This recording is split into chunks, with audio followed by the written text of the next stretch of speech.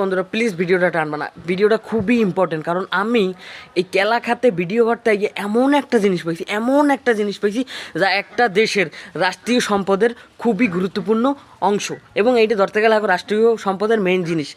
এমন একটা জিনিস আমি পাইছি, এই জিনিসটা যদি আমি ওই দেশের কাছে বিক্রি করতে যাই নির্ঘাত আমি 500-600 কোটি টাকা এমনি পাইয়ে দাম। কিন্তু গাইস, আমি চাইতেছি এই জিনিসটা হ্যাগো ফ্রিতে দান করতে, কারণ এই এমন একটা জিনিস, এই জিনিসটার জন্য ওই দেশটা অনেক নাগরিক অনাহারে ভুগতে আছে, অনেক নাগরিক লজ্জা শরম ভুলে যাইতেছে। এবং এই জিনিসটা কি আগে গাইস আপনারা দেখেন, তারপর আপনাকেও মানে বলতেছি কি এমন জিনিস, এবং দেখেন। সো গাইস, এই হলো এই এই এই এই এই সেই জিনিস, এই হলো সেই টয়লেট। এই টয়লেটের জন্য লাজ শরম সব কিছু ভুলে গেছে ইন্ডিয়া।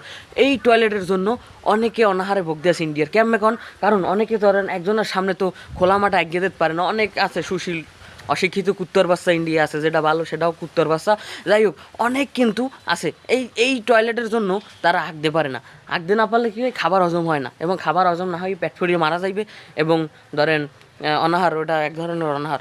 আবার অনেকে তো লজ্জা শরম ভুলে গেছে, যেমন ধরেন একজনের দিক ফিরি আর একজনে হগার লাগে হগা মিলে গিয়ে দেয় সারিয়া। সো গাইস, আমি এই জিনিসটা 500-600 কোটি আমার লাগবে না ভাই, কারণ আল্লাহ দেখবে একটা অসহায় দেশের যদি আমি দান করি বহুত আমার আল্লাহ বাড়াই দেবে। সো গাইস, এই রেন্ডিয়ার আর যারা দালাল আছো দেশের, আমার দেশের বাইরা যারা রেন্ডিয়ার সাপোর্ট করতে আসো, দয়া করে তোমরা যদি ইন্ডিয়া যাও এই জিনিসটা আমাকে এখান দিয়ে নিয়ে যাবো। আমি মাইনুল, আমি ফ্রিতে তোমাকে দান করতে আসি, ঠিক আছে?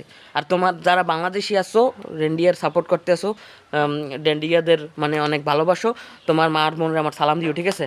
সো গাইস, এইটা নিয়ে যাবা, এবং আমি কিন্তু এই মহৎ কাজটা করতে যাইতেছি। আপনারা আমার পাশে থাকলে আমি এরকমের আরও ভবিষ্যতে বহুত ভালো কাজ করবো। খোদা হাফেজ, টাটা, বাই বাই।